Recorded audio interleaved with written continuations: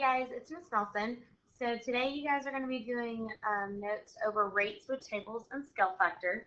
So I'm going to go ahead and tell you this video is going to be a little bit longer than some of ours just because I have combined the 6th grade skills with the 7th grade skills that go with it.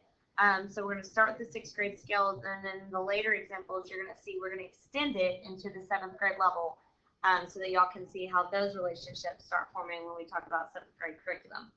So if we look at this, we have our three vocab that we need to know. So we have a ratio table, and that is a rate table that has a pair of numbers that have the same ratio. We have scaling, which is multiplying or dividing two related quantities by the same number. And then we have the scale factor, which is the number that you multiply or divide by. Okay, so let's go ahead and look at example 1. It says, to make a cleaning solution, you mix 1 cup bleach with 16 cups water. How much bleach should you mix with 80 cups of water to get the same strength of cleaning solution? Okay, so you see we have a ratio table here, so we're going to fill in the information that they gave us. We know that 1 cup bleach goes to 16 of water, so I'm going to come over here and put that in our table. Now, the other number that they give us is 80 cups of water, so since water is on the bottom, we're going to put the 80 on the bottom, and it wants to know how much bleach, so that is my X. Now, you could set up a proportion, cross multiply and divide here. You are going to get the same answer that we would if we do it by the scale factor way. I'm going to show you with the scale factor way so that you can see where scale factors come in. However, just remember you can either solve it with the scale factor or you can solve it with the proportion by cross multiplying and dividing. So if we look here, I want to try to find the scale factor. So I want to see what number can I multiply my 16 by to get it to be an 80. So the best way to do that is to divide. So I'm going to take my 80 and I'm going to divide it by 16. Now, I don't know how many times 16 can go into 80, so we kind of got to play the guess and check game. So 16, I know it needs to end in a 0, so I'm going to think of 6 times what is going to give me something that ends in a 0. So I know 5, that's going to give me 30, and then 5 plus 3 is 8. So that gives me my answer of 5. So my scale factor down here is 5. So that means if I multiply my 16 by 5 to get 80, I must also multiply my 1 by 5 to get my missing answer. So we know by doing that X equals 5 cups, and we are talking about bleach. It is very important now that you write your labels because we're going to be comparing two different things.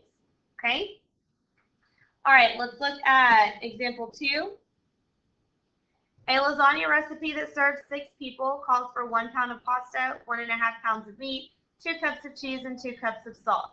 So it says complete a ratio table. So basically all it's asking you to do is to draw a table to organize this information. So I know for people, I've got 6 people. Then I've got my pasta, and that was 1 pound.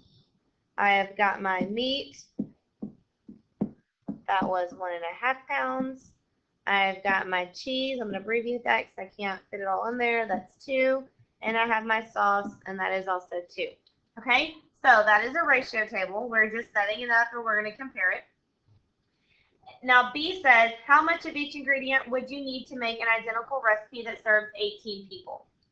Okay, so if I'm starting with 6 people, and I need to get to 18 people, I need to think, what can I multiply by to get from 6 to 18? Well, I know that 6 times 3 is 18. So my scale factor is going to be 3. So if I want to know what I need to do to get all my other ingredients to feed 18 people, I have to take all of those numbers and multiply by 3. So I have my pasta first. So that was 1. I'm going to multiply that by 3. And I'm going to get 3 pounds of pasta. Then I have my meat. That was 1.5. So I'm going to do this vertical. I'm going to multiply that by 3. I get 4.5 pounds. Then I had my cheese, which was 2. So 2 times 3 is 6 cups. Then I had my sauce. That was also 2. So 2 times 3 gives me 6 cups. So I'm just going to rewrite it to put it all together. So I need 3 pounds pasta. I need 4.5 pounds of meat. I need 2 cups of cheese. And I need 2 cups of sauce. Okay? So that right there is going to be your answer for this problem. Again, we did this through scale factor. Okay, if we look at C, C wants to know how much of each ingredient would you need to make an identical recipe for 3. So if I start with my, see if it'll write this, there we go. If I start with 6 people and I need to get it to 3 people, well, how can I do that? How can I get from 6 to 3? I can divide by 2.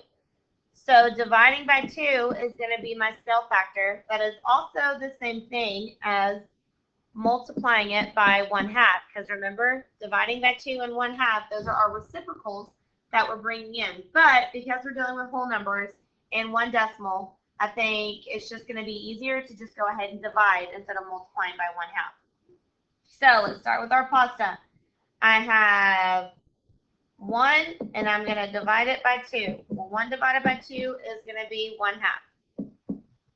Then I have my meat. So that was 1.5. I'm going to go ahead and divide that by 2. I get 7, 1 left over. So I get 0.75 or 3/4 or 75 hundredths. My cheese, I know it is 2. So 2 divided by 2 equals 1 cup. And my sauce, 2 divided by 2 equals my 1 cup. Okay, so I'm going to rewrite it. So I need 0.5 pounds pasta, 0.75 pounds meat, 1 cup cheese, and 1 cup sauce. Okay, so that is your answer for that problem right there. Now, we did all these with scale factor. Okay, some of these you could also have used a proportion. You could have cross multiplied and divided. But again, I wanted to show you the scale factor way so that if you have questions about scale factor, then you would be able to know how to do them. Okay, let's look at our second page. So this is when we're going to extend it into the 7th grade level. So it says, what is the pattern of the following table? Okay, so whenever we're looking at tables, you want to see what is happening with your y's and what is happening with your x. Now, whenever we do this, we are going to be seeing what is added or subtracted between the y's, what is added or subtracted between the x's of how we get from one number to the other number. So you always want to start with your y's, and you'll see why in just a minute. So from 0 to 3, I add 3. From 3 to 6, I add 3. And 6 to 9, I add 3. Okay? So the changes in my y is plus 3. I can do the same thing with my x's. 0 to 1 is plus 1. 1 to 2 is plus 1. 2 to 3 is plus 1. So my change of x is going to be a plus 1. So if we read, it says a rate of change is a number, which is what we were working on at that table up above, that describes how one quantity changes in relation to another quantity. In some relationships, the rate of change between any two quantities is the same. These relationships have a constant rate of change.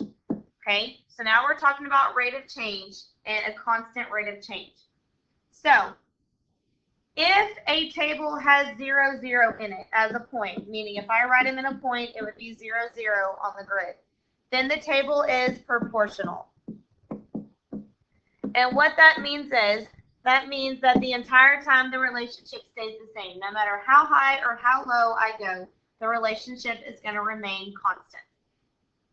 So let's look at example 4. A giant tortoise moves at a slow but steady pace. It takes the giant tortoise 3 seconds to travel 10.5 meters. Use the bar diagram to determine how many inches a tortoise travels in 1 second. Okay, so if we know my whole thing is 10.5 inches, and I am breaking it up into my 3 seconds, if I want to know how much each second, how far the turtle traveled, we are going to use division. So I'm going to take my 10.5. I'm going to divide it by the 3 sections that I have that are already labeled. 3 goes into 10 3 times, which is 9. Goes into 15, 5. So each section, it travels 3.5 inches. Okay? So on the next page, we're going to use this 3.5 inches to complete a table. So in 1 second, it traveled 3.5 inches. So in 2 seconds, well, I know if in 1 second it traveled 3.5, I can multiply it by 2, and I'm going to get 7. In 3 seconds, it was a 10.5. It gave us that. So in 4 seconds, I would take my 3.5 times 4. I'm going to get 14. And then for 5 seconds, it's going to be 17.5. And again, I can multiply 3.5 times 5. Okay. I can also use what we did before, our pattern. So let's do our change in y's. So from here to here, it was a change of adding 3.5. Same thing from here to here, here to here, and here to here. Everything was a change of adding 3.5. On my x's, I changed by adding 1 each time. So over here to the right, you see constant rate of change. So you keep hearing me say the changes of the y, the changes of the x. So now I'm going to show you a symbol that we start using in 7th grade. It's going to be called, instead of writing the word change, we're going to use a triangle. A triangle means change of y over change of x. Okay? So when we write it, my y change was a positive 3.5. So I'm going to put 3.5 on top. And my changes of my x's was a 1. So that simplifies to 3.5. Because remember, anything over 1 is just that number. So an equation, once you figure out the constant rate of change, that number is automatically going to be multiplied by x. So I'm going to put 3.5x because those two are being multiplied. And it wants an equation. So now we start using the form y equals. Okay, this is something that you are going to see a lot of in 7th grade and in 8th grade. So we're going to start it now. So it wants to know, is the table proportional? Well, we learned that in order for a table to be proportional, it has to go through 0, 0. So this table does not show us 0, 0, but let's see if we can't back it up to see if 0, 0 will occur. So if I want to know what number came before this 3.5, I could subtract 3.5 to work backwards. 3.5 minus 3.5 is 0. Same thing on my top. Instead of adding 1, since I'm going backwards, I'm going to subtract 1, and 1 minus 1 is 0. So because the table could back up to 0, 0, it is yes, it's proportional.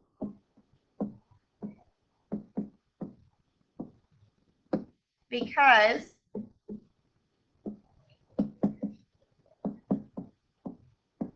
the table could have 0, 0 in it. Okay? Okay, so let's quickly look at the last one.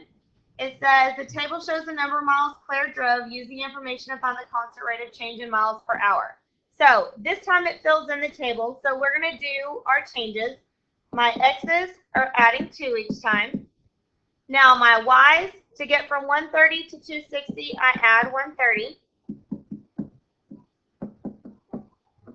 So using our symbols again, change of y over change of x. My change of y was 130 over my x was 2. So I need to divide that to figure out what that change is.